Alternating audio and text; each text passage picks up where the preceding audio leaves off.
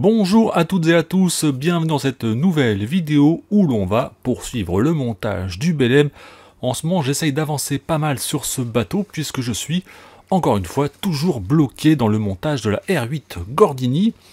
Et pour le Belém qui va nous occuper dans cette vidéo, on va s'occuper des numéros 12, 13 et 14, fin du plancher, pose du vernis, bref, pas mal de boulot au programme, et on voit tout ceci juste après le générique.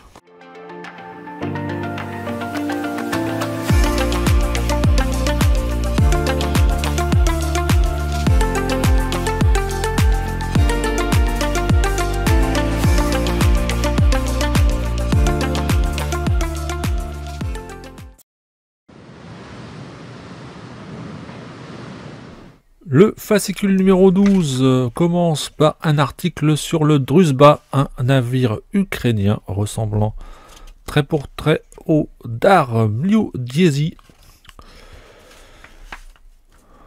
Donc, présentation du Druzhba.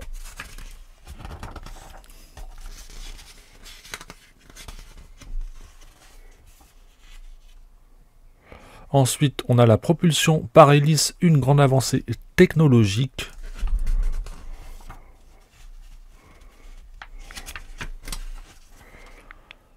Et enfin, le gros ventre et la découverte des îles Kerguelen, deuxième partie. Et on termine par le montage du numéro 12.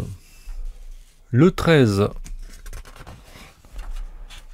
commence par la présentation du Eagle, navire-école assez célèbre, avec toujours ces chouettes photos pour illustrer.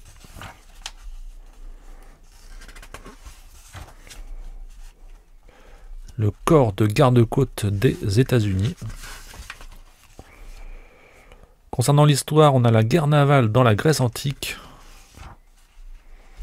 avec des bateaux d'époque.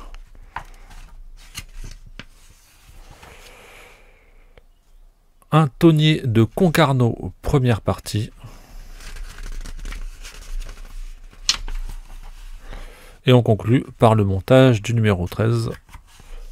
Et enfin, le fascicule 14 nous présente l'Esmeralda dans les voiliers école.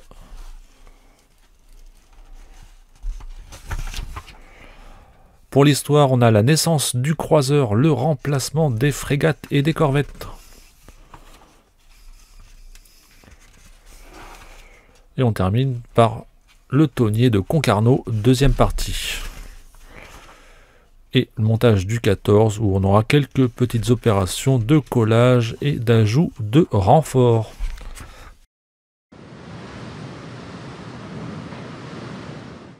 Montage du numéro 12, on récupère le pont du net fourni dans ce numéro. On ponce comme à l'accoutumée pour éliminer toutes les petites impuretés.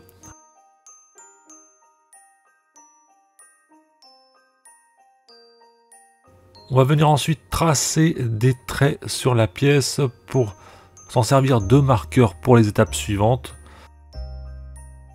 à différents endroits indiqués dans le fascicule à l'étape 12A.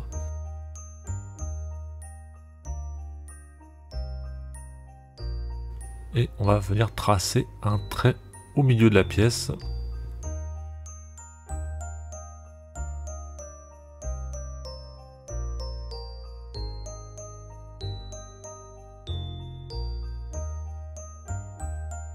Étape 12B maintenant, donc on va venir couper 60 morceaux environ de 65 mm, vous commencez à être habitué. Donc première étape, on fait les mesures. Donc on récupère à peu près 3 morceaux par baguette. Et là pour la découpe, je le fais maintenant au ciseau. Les baguettes sont suffisamment fines pour que ce soit plus pratique à faire au ciseau plutôt qu'au scalpel.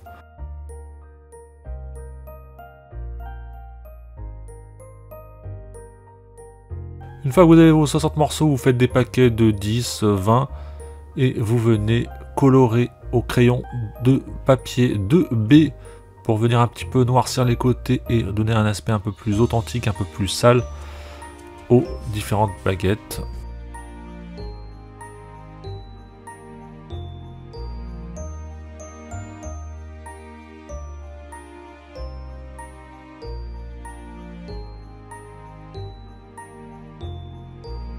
Et donc là, je vais venir tracer des traits supplémentaires que j'avais oubliés précédemment, qui vont me servir d'indicateur pour la pose des baguettes à venir.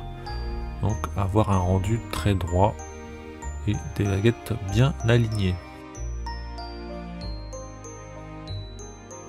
Voilà, donc c'est des traits espacés de 3,25, donc la moitié d'une baguette, pour avoir une pose bien régulière.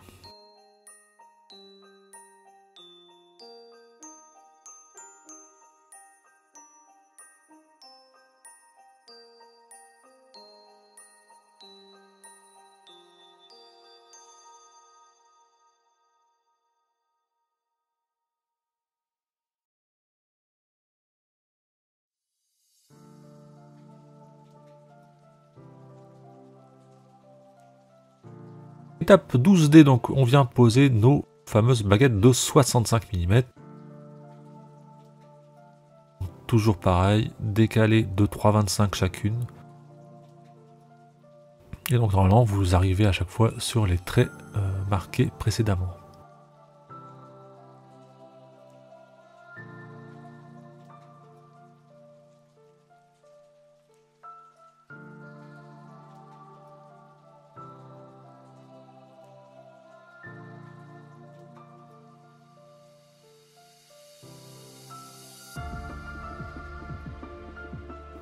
Voilà, donc on arrive un petit peu à la fin.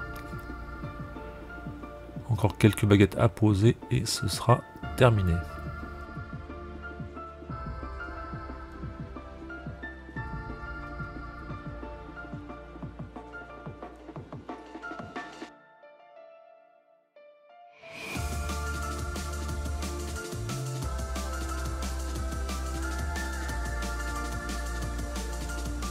Voilà, une fois qu'on a posé toutes les baguettes, on va venir poncer, éliminer un peu les impuretés. Et on va venir découper tout d'abord au ciseau pour enlever les gros morceaux plus rapidement et en diminuant les risques de décoller les baguettes de cette façon-là. Voilà, donc c'est vraiment dégrossir. Et puis après, on va utiliser le scalpel. Hein, je vous l'avais déjà indiqué dans les numéros précédents. Je trouve ça plus pratique personnellement.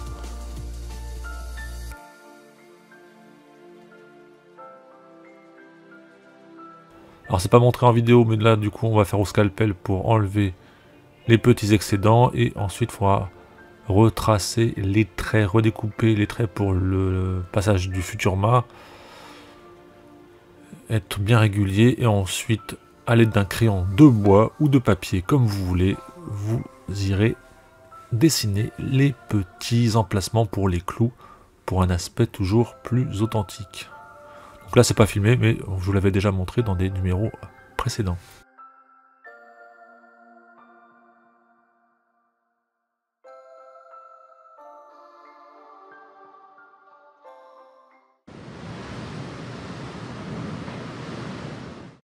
Le numéro 13 commence par un petit ponçage des familles. Ensuite, on va faire quelques tests pour la coloration des baguettes. Cire d'antiquaire, chêne clair, cire d'antiquaire, chêne moyen. Et donc, je vais vous montrer le résultat. Donc la baguette à gauche sans rien, la baguette du milieu, chêne clair, et à droite, chêne moyen. Donc finalement, j'ai utilisé de la cire d'antiquaire, chêne clair, pour donner un aspect légèrement plus teinté, plus foncé, mais c'est très très léger par rapport au rendu original. Donc je fais ça sur les trois pièces, hein, le pont Gaillard, le pont du Net et le pont principal. Donc je viens appliquer une couche de cire antiquaire chêne clair sur chaque pièce et ensuite on va évidemment laisser sécher quelques heures. On fait la même chose sur le pont Gaillard.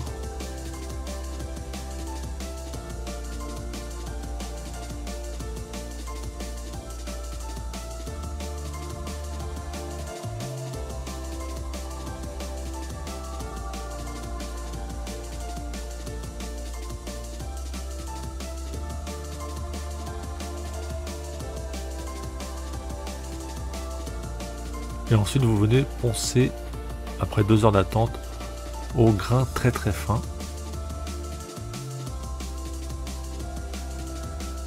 Et vous faites la même chose sur les 3 pièces évidemment.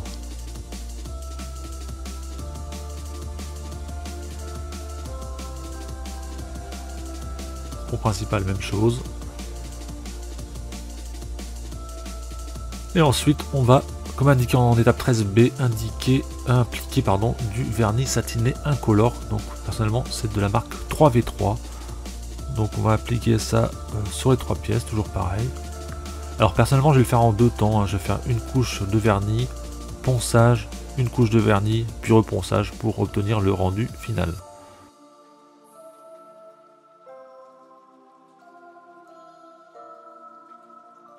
On fait la même chose sur le pont du net.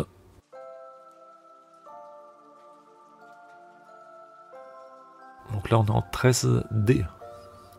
Et sur le pont Gaillard pour finir, cette couche de vernis, cette première couche, et après je voulais pas filmer, mais il y a un ponçage, on sèche et on fait une deuxième couche de vernis, on attend et on reponce une dernière fois.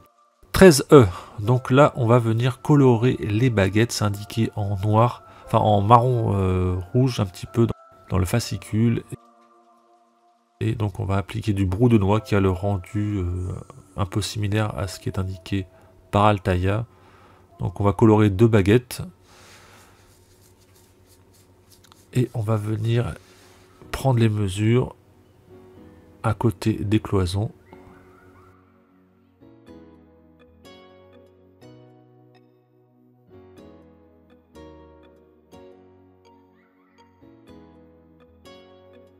Donc là, il faut découper vos pièces avec un angle à 45 degrés.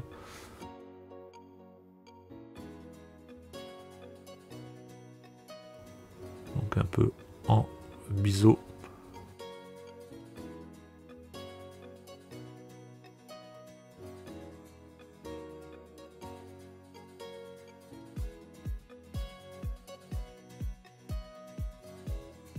Et ensuite, on va appliquer une couche de colle pour chaque côté.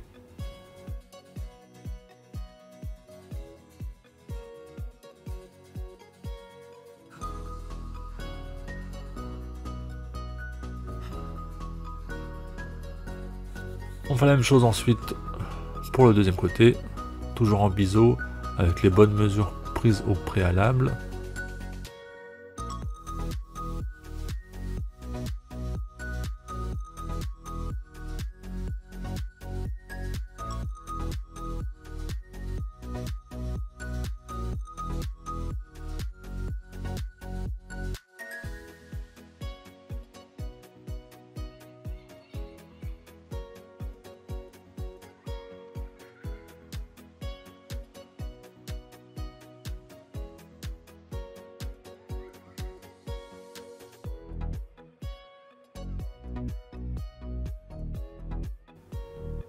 Et le dernier morceau vient se poser, s'ajuster correctement.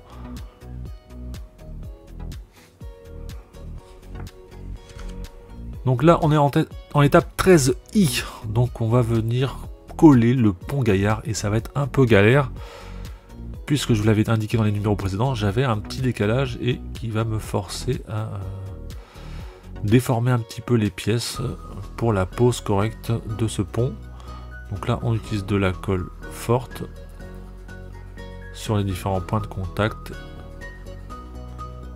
sur le haut des cloisons de cabine et à tous les endroits indiqués en étape 13I.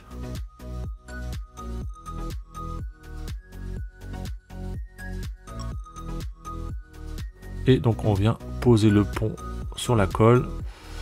Et là, il va falloir être patient, tenir suffisamment longtemps pour que la colle prenne suffisamment, qu'il n'y ait pas de pièces qui bougent. On pose également des pinces pour assurer la stabilité, le temps que tout prenne correctement. Donc ça, c'est une étape très très galère, surtout que j'avais un petit décalage précédemment.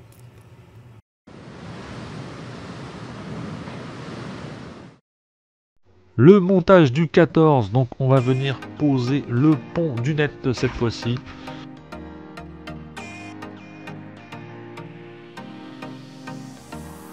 Donc pose à blanc dans un premier temps. Et ensuite, comme le pont Gaillard précédemment, on met de la colle aux différents points de contact.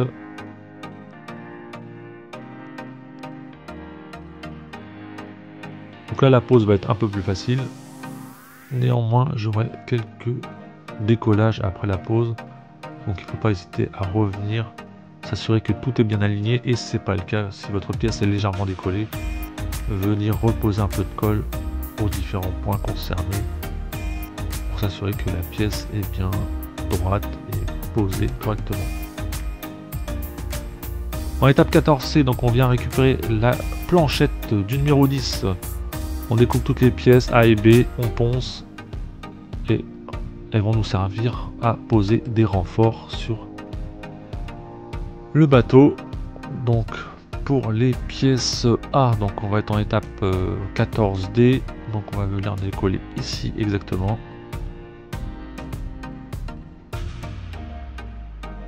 De chaque côté. Et ensuite vous mettez des pinces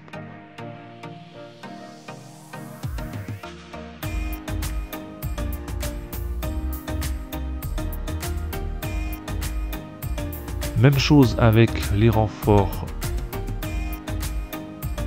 en étape 14F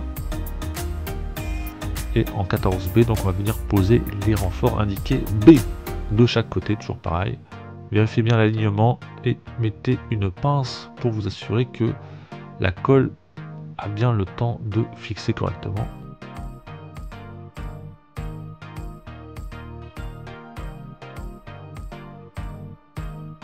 En 14H, donc on va revenir récupérer la planchette du fascicule numéro 11, récupérer donc les deux renforts indiqués C en 14I. On les pose à l'endroit indiqué en 14J, 14I, pince et c'est terminé. Et on se trouve maintenant pour le rendu final après le montage du numéro 12, 13 et 14. Donc voici la bête. Donc on a collé le pont Gaillard, on a les petites cloisons de cabine qui sont ici. Donc ça a vraiment été, alors on va peut-être le retourner. Ça a vraiment été une tannée, surtout à coller en fait. Hein. Les alignements n'étaient pas forcément très bons. J'ai dû forcer et ça a un petit peu craqué la peinture ici. Je vais essayer de le rapprocher. Ouais. Bon, je vais voir si je peux le rattraper. Après, c'est pas très gênant non plus. En tout cas, il faut bien prendre son temps pour poser correctement ce pont Gaillard. Hein. Les alignements étaient un petit peu hasardeux me concernant en tout cas. Ça finit par passer, à part ce petit problème de craquelure. Et après, on a l'autre partie dans le numéro 14 qu'on a également posé. Donc là, on a tout le plancher qui est prêt et fini.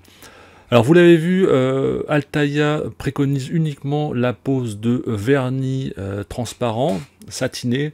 Alors, c'est un produit que j'ai bien appliqué. Par contre, j'ai aussi utilisé de la cire d'antiquaire chêne clair.